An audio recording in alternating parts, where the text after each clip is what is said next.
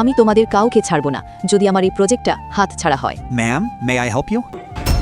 দাঁড়াও, একটু পর কল দিচ্ছি। আপনি এখানে কি করতেছেন? ম্যাডাম, আমি আপনার সমস্যাটার সমাধান করে দিতে পারবো। তাই নাকি?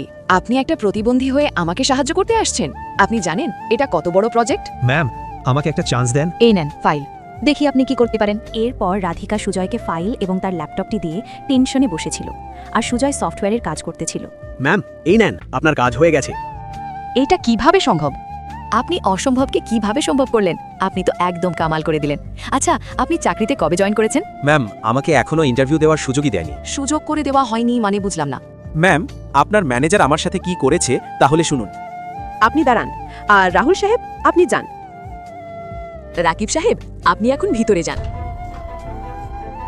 ম্যাম, আমি ইন্টারভিউ দেওয়ার জন্য 4 ঘন্টা থেকে বসে আছি। আমি আপনাকে বললাম না এখানে কোনো প্রতিবন্ধীকে চাকরি দেওয়া হবে না, তারপরও কেন বসে আছেন? এখান থেকে চলে যান।